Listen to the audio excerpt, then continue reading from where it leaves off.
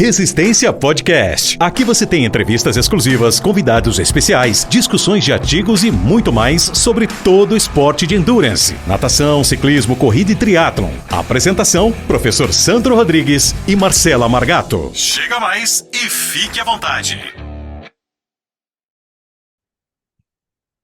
Salve, salve amigos do Resistência Podcast, estamos de volta para mais um episódio da terceira temporada. Eu juntamente com minha fiel escudeira aqui, a Marcela Margato, que já virou figurinha carimbada e veio para brilhantar ainda mais, recebendo muitos elogios da participação dela, tanto pela desenvoltura quanto pela visão do atleta mesmo, né? Então a gente tem recebido muitos elogios e contamos com vocês para continuar elogiando, compartilhando, indicando essa é a nossa permuta, né? A gente dá um conteúdo praticamente gratuito aqui para vocês em várias redes sociais, mas o que nos move é saber que vocês estão gostando do nosso trabalho, indicando, marcando a gente, comentando embaixo.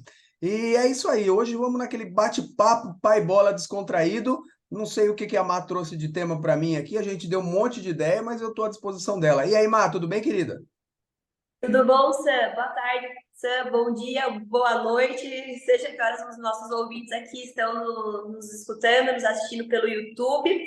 Preparei um tema hoje, Sam, muito bacana, que foi uma enquete que a gente colocou no Instagram da Start Move, que bombou, que é sobre transição, né? Transição aí, para quem não sabe, quando a gente sai da água e vai para a bike, quando a gente sai da bike e vai para a corrida. E é onde muitos atletas não treinam, né? Deixam de treinar, deixam de olhar com carinho para essa quarta modalidade aí do triatlon, e que é muito importante também. Então, hoje eu queria que você trouxesse aí estratégias, técnicas e dicas para que o atleta possa executar uma transição mais rápida, mais eficiente, né? Após aí a troca dos esportes. Então, esse vai ser nosso bate-papo de hoje. Que legal, Má. Me coloco à disposição para a gente bater papo, você ajudar, porque você também vivencia essas transições. Eu acho que foi um marco, né, quando você veio treinar com a gente. Acho que foi uma das grandes diferenças que você notou. Então, você pode também dar seus pitacos da prática, que você vivenciou tudo isso.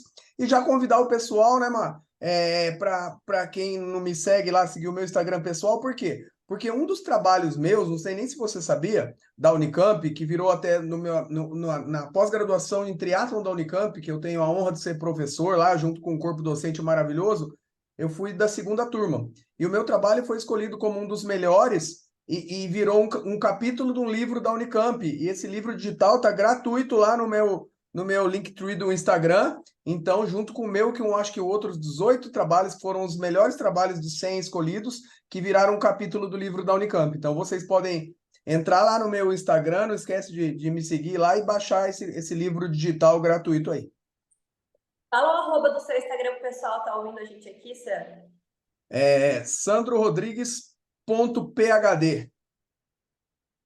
Isso é só no seu Linktree lá, clicar lá e a gente já consegue baixar esse livro. Isso, tem várias coisas legais no Linktree, inclusive o nosso canal do podcast aqui que nós estamos falando, do YouTube, do podcast.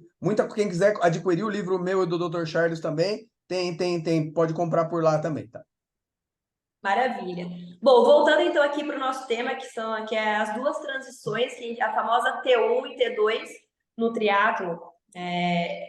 Eu, quando comecei a treinar com o Sandro, contando minha experiência com vocês aqui, eu nunca olhei, nunca parei para treinar transição. E o que estava errado desde o começo, inclusive, eram os meus equipamentos.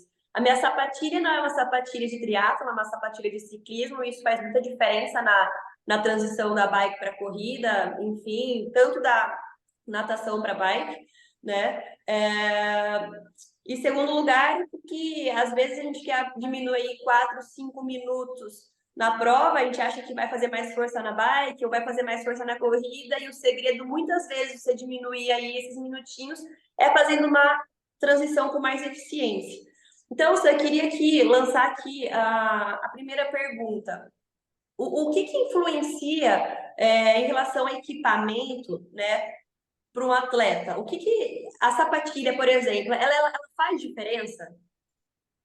Boa, Má. Então vamos lá, vamos esclarecer um pouquinho, voltar um pouquinho, porque a gente tem muito ciclista que é ouvinte, tem o pessoal da natação, Então, o que que é transição? Quando a gente fala do triatlon, a gente pensa que o triatlon não é simplesmente a natação mais a corrida, mais o ciclismo, mais a corrida, né? A gente chama de nada, pedala, corre, porque é um esporte único, que a hora que soa a corneta lá e que tá valendo o tempo não para, inclusive no que acontece entre essas modalidades. E o que acontece entre essas modalidades, que é chamada de transição. Então, na verdade, em vez de 3 modalidades, nós podemos pensar até como 5 subdisciplinas, né? Então, primeiro você nada, depois tem a transição 1, que é tudo o que acontece desde o final do ciclismo, dos últimos metros, porque você tem que tirar o pé da sapatilha, você tem que descer, fazer o desmonte da bike de maneira cuidadosa, já pensar como você vai organizar, deixar e retirar os seus equipamentos, até o final da natação, o início do ciclismo, a T1, né? Perdão, não sei se eu falei diferente, mas, e depois do ciclismo também, a T2, que é a segunda transição, já é os momentos finais do ciclismo, até você iniciar a corrida. Então, assim, nada, transição 1, pedala, transição 2 e o corre até a linha de chegada. Então é isso. E quanto aos equipamentos, é primordial, né, Mar? Então, assim, haja vista que você tocou num ponto das sapatilhas, então, assim, o erro já começa, o cara que vem para o triatlon e não... A gente fala, ó, não compra nada, não gasta dinheiro, deixa eu te pegar no colo, porque o cara já vai e compra uma sapatilha de ciclismo para o triatlon. Então, assim, as sapatilhas são distintas, né? Tanto em relação à posição do velcro, um de dentro para fora, o outro de fora para dentro, para minimizar o risco de você prender a mão na roda, porque você desafivela a sapatilha com a bike em movimento, então pensando no quesito segurança também, até o lance dos velcros, né? Não ter aquele girozinho, aquele lacrador que às vezes é mais difícil do ciclismo, então às vezes o velcro é unificado, então tudo isso ajuda, e até um detalhe, né, que a gente fala, que é aquela alça que tem no final da sapatilha, para a gente amarrar um elástico de dinheiro ali e deixar a sapatilha já pronta, para quando você saltar na bike ficar mais fácil de você enfiar o pé. E o outro detalhe também é que no velcro tem uma trava para a sapatilha ficar travada aberta, que não tem no ciclismo, porque no triatlo a gente sabe que vai ter que pular na bike e já enfiar o pé bonitinho. Então, se esse velcro estiver aberto, isso facilita. Foi isso que você perguntou? Foi isso que eu perguntei. E essa foi a minha primeira pergunta. Eu acho que, assim, muitas pessoas, como eu, iniciaram já no triatlo errado, com a sapatilha errada. Né? E aí, quando a gente vai aplicar as técnicas, né, da transição, isso dificulta no meu caso. Por exemplo, eu não consigo deixar a sapatilha clipada já na bike com elástico, porque a minha sapatilha não tem aquela alça atrás que você comentou. Né? E também, na hora de você desfivelar, de você soltar a sapatilha para pedalar descalça, né? Isso a gente vai falar mais para frente aqui no nosso bate-papo. Ela já é mais difícil, então você tem que se concentrar mais, diminuir mais a velocidade da bike, não é tão fácil quanto um velcro. Né? Então, acho que é o primeiro ponto para quem está iniciando no triatlon, é você já ter uma assessoria para te indicar os equipamentos certos, né, para você investir de maneira correta. E isso... Pode falar. Não, perdão, Mar, termina. Não, eu acho que isso impacta muito, tanto na performance quanto em tempo, né, do atleta. Exatamente, mas assim, tem um clichê também, né? Obviamente que se a pessoa não tem dirigibilidade, ela não tem medo de ficar na bike, então obviamente que você tem que tomar cuidado, porque segurança em primeiro lugar. Mas nada se impede de treinar isso desde o início. Então, assim, por exemplo, o próprio fato de você ensinar a pessoa, a gente trabalha isso com nossos atletas, a tomar água, a pegar a garrafinha com as duas mãos, ora com a mão direita ou com a esquerda, isso vai dando dirigibilidade e indiretamente a gente está treinando a transição, porque para a gente desafivelar a sapatilha, antes disso, talvez tomar água seja um ponto importante, olhar para trás, para os dois lados, né? Então, são detalhes, como eu falei, a transição começa no final da natação, nas últimas braçadas ali, né? Nos momentos finais, até o início da corrida, perdão, do ciclismo, e no final do ciclismo até o início da corrida. Então, assim, havendo o quesito de segurança, a gente pode e deve treinar a transição, mesmo que de maneira indireta nesses detalhes que eu falei. Então, assim, dá para a pessoa começar a treinar mais cedo já, talvez não saltar sobre a bicicleta de cara, mas de acordo com a habilidade, sempre tem alguma coisa que a gente faz mal intencionado, pensando na transição. Sim, sim, legal. Inclusive, pessoal que está nos ouvindo, nos assistindo aqui, eu vou colocar na descrição desse podcast os links. O Sandro tem vídeos mostrando esse monte e desmonte da bicicleta, né? Tirando o clipe, o velcro da sapatilha para vocês vivenciarem, né? Tem vídeos dos alunos, né, também treinando a questão de vocês saber dirigir correndo ao lado da bicicleta. Vou deixar para vocês verem aqui visualmente também, vai ajudar a vocês mentalizarem com a aula que vocês vão ouvir aqui com o Sandro. Sam, eu queria que você passasse aqui, na primeira etapa aqui, já algumas dicas, estratégias de você fazer uma transição da natação para bike eficiente. Então, qual é o momento que o atleta já precisa se preocupar, né, com a transição? Pensando, já é no finalzinho da natação, como que funciona isso? Na verdade, o atleta precisa começar a se preocupar com a transição um dia antes, né? Então, além de ele mentalizar, ele precisa ler o regulamento, que muita gente não lê coisas básicas, porque, por exemplo, existem diversos tipos de largada na natação, existem transições que você chega num lugar e entrega a bike no outro, por exemplo. Então, a transição já começa com a leitura do regulamento para você conseguir mentalizar e saber o que você treinou, tanto para a prova, né, ali às vésperas da prova, quanto até longe da prova, para você saber como que vai ser deixar o seu treinamento específico para o tipo de largada, para o tipo de correnteza, Então, assim, por exemplo, se é na praia, no mar, normalmente, assim, entra o jacaré, por exemplo. A gente ensina os alunos a pegarem o jacaré para poupar energia, a onda levar ele mais alto à beira-mar, mais rápido à beira-mar, o que não acontece, por exemplo, vamos pegar o 70.3 São Paulo, que o ano passado foi colocado uma escada, né, de alumínio ali para sair, que estava escorregando para caramba, por sinal. Então, assim, começa antes, Má. Então, assim, você entender as regras do jogo, ler com calma o regulamento, tirar as dúvidas com o seu coach. Então, a transição já começa ali, e bem como depois também a organização do material. Então, como vai ficar organizado, o que eu pego primeiro ali tem que ficar na posição ideal. A gente toma cuidado, e você vivenciou isso, né, mano? Até assim, como você coloca o capacete, para que lado deixa o capacete virado, para você levar a cabeça até o capacete, não o capacete até a cabeça. Treinar, fivelar e desafivelar pode ser besteira, mas tem gente que perde 40, 50 segundos para fivelar o capacete. Vem isso com a parte com A corrida, né? Perdão, cortou, Mar. E vai tentar ganhar 40 segundos a mais uma corrida, né? Exatamente, para ganhar 40 segundos na natação, na corrida, no ciclismo é muito difícil, né? Inclusive tem um post muito legal nosso da Start Move com a Marcela, ensinando a fazer as transições, a sapatilha, e obviamente assim, que hoje eu já estou a versão Sandro Zen, né? Você pegou a parte boa mais light, mas temos os haters também, de tanta gente elogiando, falando. Teve um bobão lá que comentou: é verdade, treina isso aí que vai fazer você ganhar um Ironman.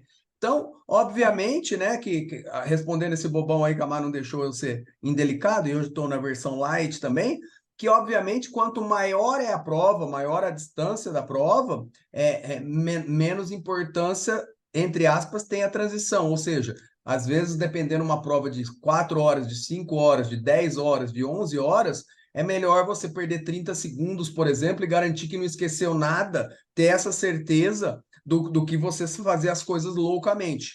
Mas nós já vimos Ironman ou meio Ironman sendo definido, e eu já vi gente conquistar a vaga para o Mundial por 40 segundos, perder a vaga, né?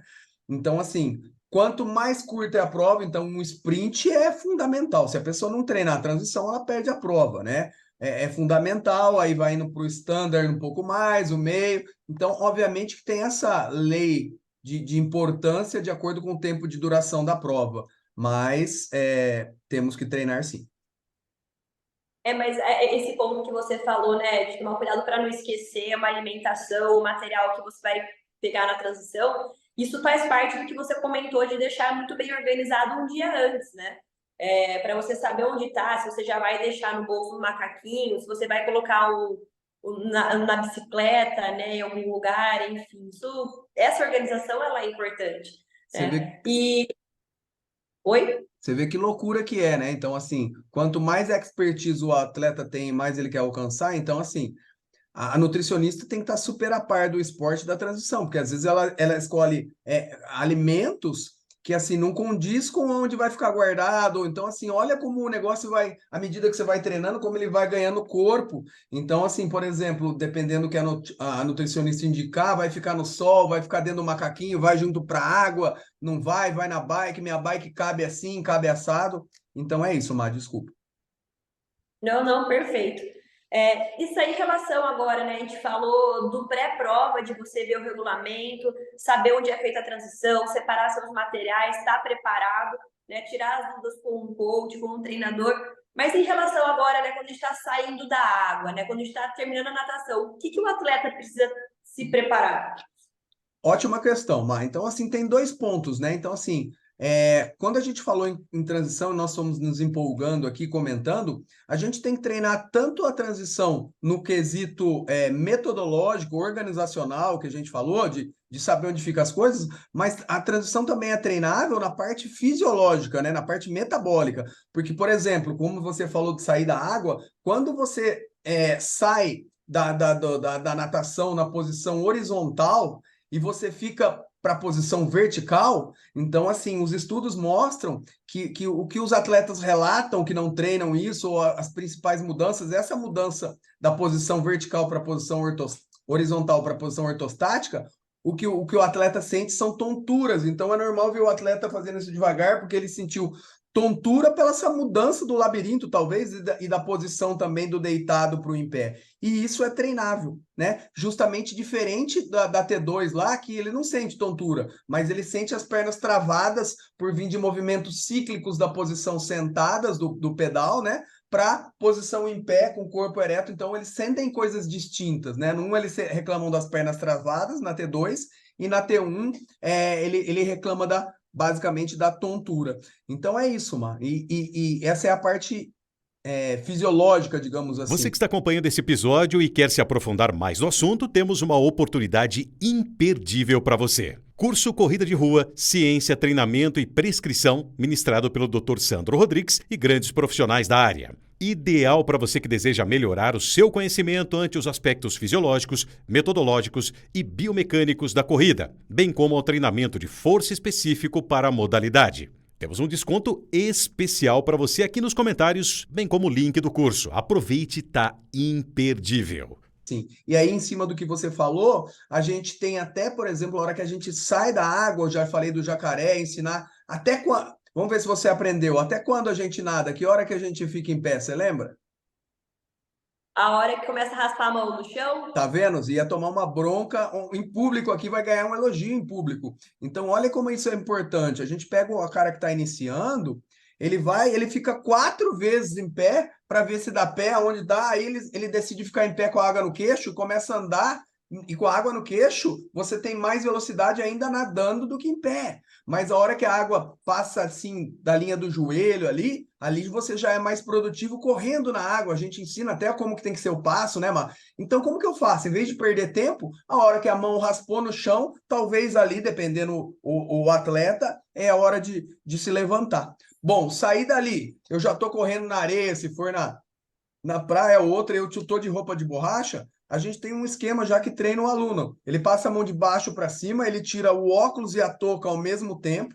Enquanto ele está correndo, ele deixa todo esse equipamento, óculos e touca, dentro da manga longa da roupa de borracha, se ele tem. Então, ele não perde tempo, ele faz com tudo isso em movimento para tirar a outra manga depois, e a hora que chegar lá na transição propriamente dita, não sentar a bunda no chão e passar vergonha na frente de todo mundo, e sim tirar a roupa, que já está vaselinada, com equipamentos para deslizar mais fácil, não rasgar a roupa, pisando na roupa e tirando de maneira mais rápida, bem como calçar todas as coisas do ciclismo que é treinado para ir para o monte e desmonte, que talvez você vai me perguntar.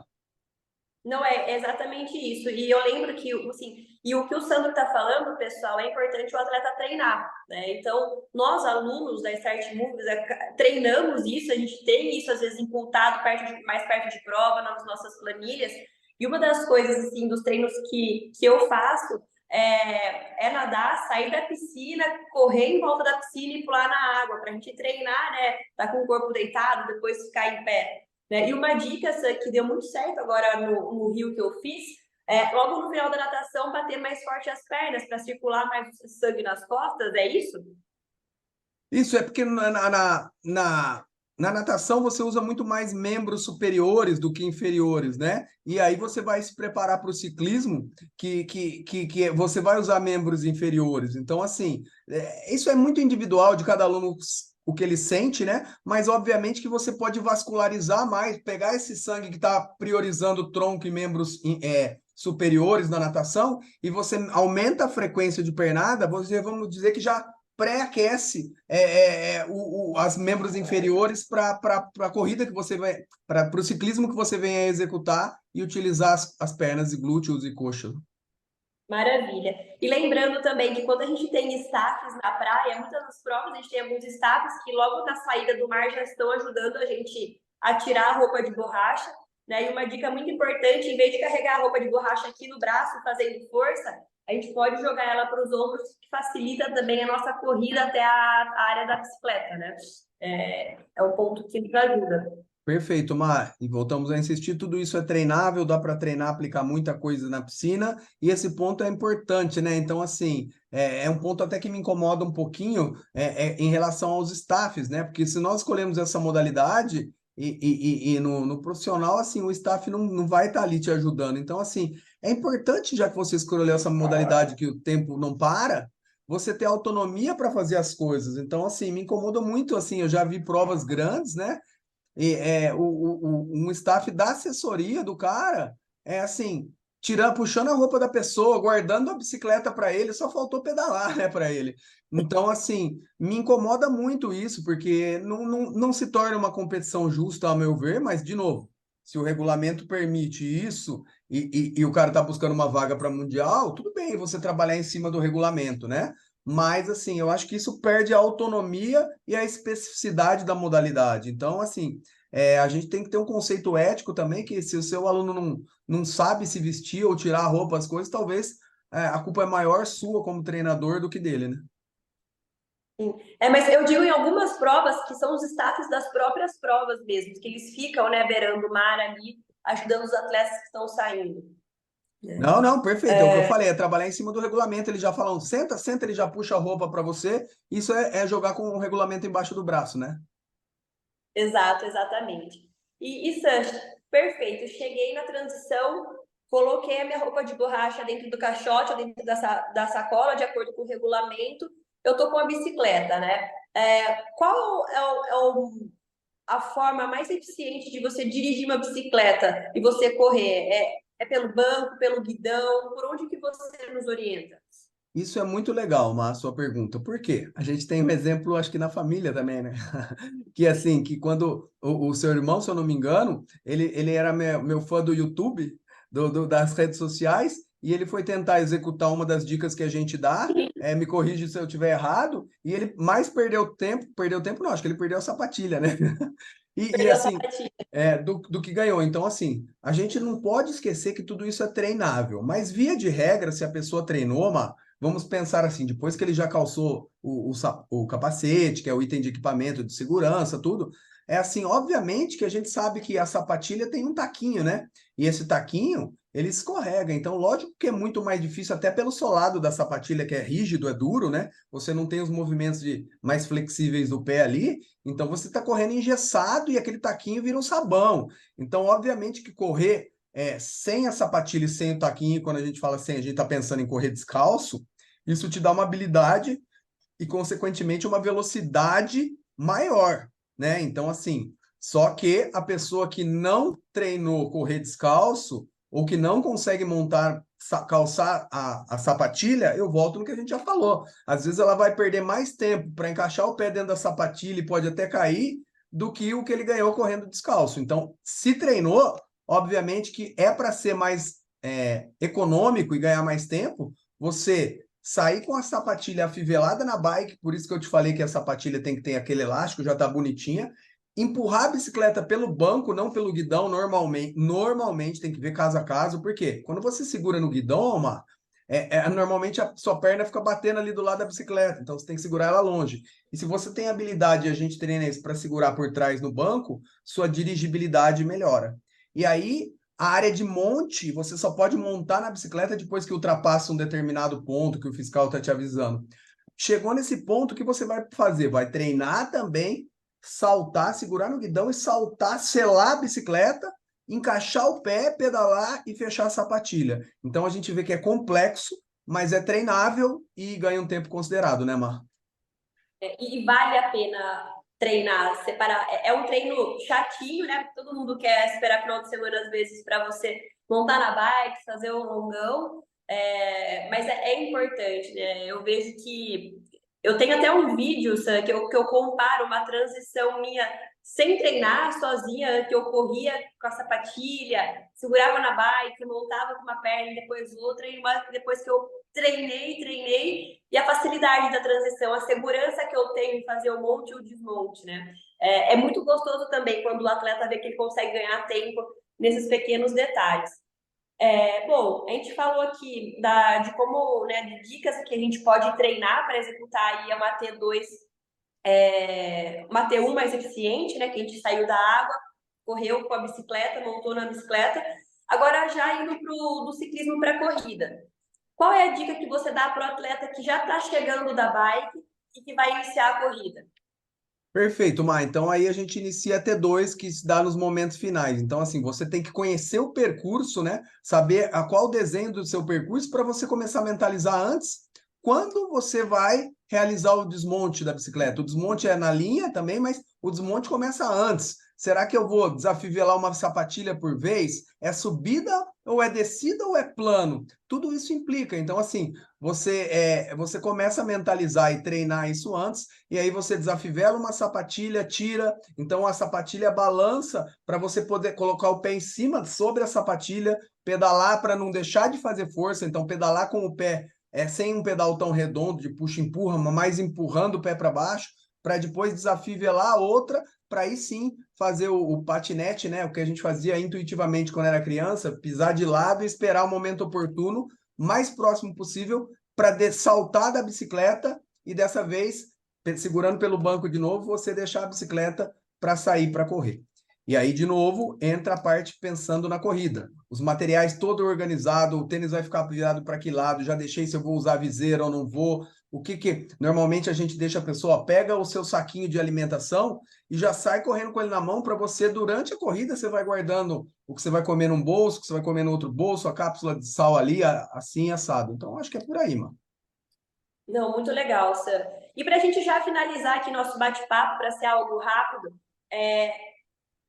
eu queria que você trouxesse uma dica para o atleta também, já ter uma preparação mental aí para a corrida após o ciclismo. Então, assim, o que ele já pode pensando, mentalizando a sua corrida para que ele tenha uma corrida eficiente? Porque a corrida, querendo ou não, é onde você pode extravasar aí sua força final aí nos últimos metros, no último quilômetro, porque depois você não tem mais outra modalidade, muito menos outra transição, né? Então, existe alguma dica, e tem alguma dica que a gente possa deixar para esses atletas? Tem, Má, vou deixar uma dica de ouro aqui, tem várias dicas, né? Mas assim, vou deixar algumas dicas de ouro, porque igual você falou, né? É muito relativo. E aí a gente vai já convidando o pessoal a escutar o episódio do Dr. Ricardo Brant, né? Porque o sabotamento mental que a gente faz com a gente mesmo. Você fala assim, esse treino é meio chatinho. Não, eu adoro esse treino, para mim é o mais legal. Então você tende a não gostar do que você não faz bem. E é o que mais você tem que treinar. Então, assim, eu adoro esse treino, quero fazer todo dia, e talvez eu não precisasse perder tempo com esse treino, porque eu já faço bem. Então, assim, essa é a primeira dica. A cilada é assim. Isso vale para transição, para o treino de tiro, para o treino longo, para o educativo de corrida. Então, normalmente a gente odeia fazer o que a gente mais precisa fazer, né? Então, assim, cuidado, essa é uma dica de ouro, de se você não gosta, já é um sinal de que aquilo ali você precisa melhorar e é o que você mais tem que fazer. E a dica de ouro que eu ia dar, que a Marcela, a nossa Má aqui, a Má Betônio, usa muito, e os atletas que se destacam falam assim, ó, aonde que você guarda a sua sapatilha? É na bicicleta. Então, assim, você afivela, clipa a sua sapatilha na bicicleta, e eu brinco que não é para tirar.